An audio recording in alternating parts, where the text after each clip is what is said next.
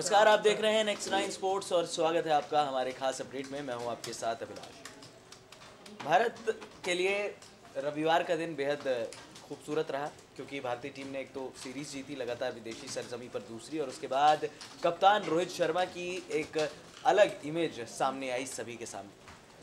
अमूमन हम रोहित शर्मा को बड़ा शांत और बड़ा आलसी टाइप देखते हैं कि बिल्कुल आराम से छक्के मारते हैं, बैटिंग में भी उनकी बिल्कुल सिंप्लिसिटी है, कप्तानी भी बिल्कुल शांति तरीके से करते हैं। लेकिन कल उन्होंने एक ऐसा फैसला लिया जिसकी सराहना पूरी दुनिया में हो रही है।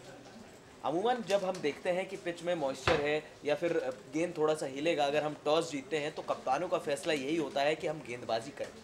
लेकिन कल जो बोल्ड डिसीजन लिया रोहित शर्मा ने, उसकी सराहना काफ़ी ज़्यादा हो रही है क्योंकि यहाँ पर रोहित शर्मा ने साफ तौर पर कहा कि मैं अपनी टीम की बल्लेबाजी टेस्ट करना चाहता था, और मेरी टीम की बल्लेबाजी अगर टेस्ट हुई है तो शायद ऐसा लगता है कि हमारी टीम अब धीरे धीरे बिल्ड होना शुरू हो गई है वर्ल्ड कप के लिए। रोहित शर्मा ने कहा भी कि अगर इस सीरीज़ का सिनेरियो शायद 2-2 होता या फिर ये सीरीज़ का डिसाइडर मैच होता तो मैं वहाँ पर एक्सपेरिमेंट नहीं करता, फिर मैं वहाँ पर आपके लिए जो सबसे बड़ी बात है कि गेंदबाजी का फैसला करता।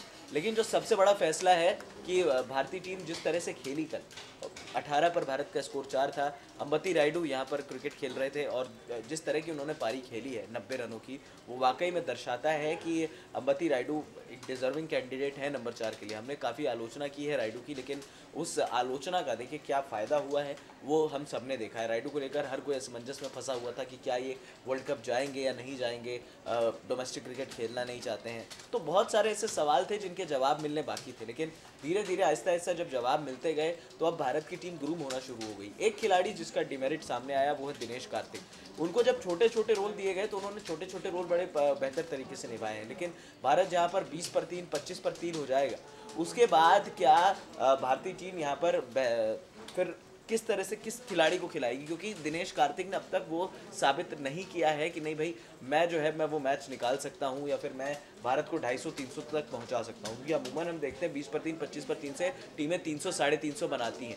अब ये 350 अगर बनाना है तो आपको बेहतर से बेहतर क्रिकेट खेलना होगा। और जो सबसे बड़ी बात है वो ये है कि जिस तरह से भारतीय टीम यहाँ पर खेली है कल, वो वाकई में दर्शाता है कि यहाँ पर प्रदर्शन तो एक अलग मानक है। कई खिलाड़ियों को भारत को ग्रूम करना था, वो खिलाड़ी अब ग्रूम हो चुके हैं। अब सवाल ये उठता है कि T20 सीरीज़ में क्या रोहित कुछ इस तरह के फैसले लेंगे, क्योंकि T20 सीरीज़ भारत के लिए इसलिए भी इम्पॉर्टेंट है कि खिलाड़ियों को मैच प्रैक्टिस चाहिए। विदेशी पिचेस पर जिन खिलाड़ियों को अनुभव नहीं है उनको शायद मौका दिया जाए, क्योंकि शुभमान गिल भी इस टीम में है। अगर शुभमान गिल को थोड़ा सा और ग्रूम करे भारतीय टीम तो इस खिलाड़ी में अभी भी वो टैलेंट है। हालांकि 2 मैचेस मिले हैं, अमूमन मॉडर्न डे क्रिकेट में इतने मैचेस मिलते नहीं हैं। अब अगर फैसला होता है तो क्या शुभमन गिल खेलेंगे या फिर ऋषभ पंत को स्क्वाड में शामिल किया जाएगा, क्योंकि अगर ऋषभ पंत स्क्वाड में शामिल होंगे तो फिर शुभमन गिल बाहर हो जाएंगे। अगर प्लेइंग 11 हम देखें T20 की तो रोहित और शिखर ओपनिंग, 3 नंबर की बात की जाए तो ऋषभ पंत अगर खेलते हैं तो वो 3 नंबर, 4 नंबर पर आपके केदार जाधव, 5 नंबर पर धोनी और 6 नंबर पर शायद दिनेश कार्तिक अगर खेलेंगे। तो दिनेश कार्तिक को अगर भारतीय टीम नहीं, क्योंकि एक टीम में 3 विकेट कीपर भारत नहीं खिलाएगा, ये बात तो तय है। ऋषभ पंत को ग्रूम करना है भारत को, जिस तरह के प्रचंड फॉर्म में है शायद ऋषभ पंत खेलेंगे। हो सकता है कार्तिक को भारत जो है वो बाहर बिठा दे, क्योंकि जिस तरह से कार्तिक का प्रदर्शन रहा है वो दर्शा रहा है। क्योंकि जब आप अपनी जगह को पुख्ता नहीं कर पाते हैं, ये साफ तौर पर पता लगता है कि भाई आपके पास ऐसे खिलाड़ी नहीं है जो आपको मैच विनिंग नॉक दिखा दे। साथ ही न्यूजीलैंड के कप्तान केन विलियमसन भी बड़े फ़ैन हुए भारतीय टीम के। उन्होंने साफ तौर पर कहा कि भारत ने हमें काफ़ी कुछ सिखाया इस सीरीज़ में और हमने भारत से काफ़ी कुछ सीखा है। एक लो स्कोर को किस तरह से डिफेंड किया जाता है ये दर्शाया है, और किस तरह से एक बड़ा स्कोर बनाया जाता है ये भी भारतीय टीम ने दर्शाया है। यानी कि कुल मिला के भारतीय टीम का प्रदर्शन तो था ही एक मानक, लेकिन अब हम ये कह सकते हैं कि भारतीय टीम अगर 20 पर 3 या 40 पर 4 हो भी जाए तो वहाँ से भारत मैच निकाल सकता है, एक सम्मानजनक स्कोर तक पहुँच सकता है, और वो स्कोर शायद भारत को जीत दिलाने के लिए काफ़ी होगा।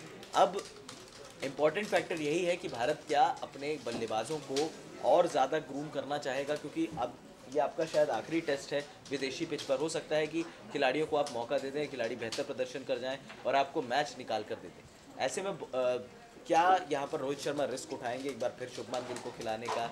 और क्योंकि जिस तरह से रोहित के बोल्ड डिसीजन की तारीफ हो रही है, मुंबई इंडियंस को इवन IPL में 2 बार चैंपियन बना चुके हैं, भारत को एशिया कप जिता चुके हैं, निदा हस्ट ट्रॉफी जिताई उन्होंने, तो एक अच्छे एक विकल्प के रूप में भी सामने आए हैं। मतलब ये हम भरोसा कर सकते हैं कि अगर विराट कोहली ना हो तो रोहित शर्मा आपकी टीम को जो है बेहतर तरीके से लीड करके आगे ले जा सकते हैं। अब देखना होगा कि T20 सीरीज़ में क्या भारत न्यूजीलैंड को हरा पाता है। पहली सीरीज़ जीत होगी अगर भारत हराता है T20 में। तो फिलहाल इस खास अपडेट में इतना ही, हमें दे दीजिए इजाज़त और हाँ, हमारे चैनल नेक्स्ट 9 स्पोर्ट्स को सब्सक्राइब करना मत भूलिए।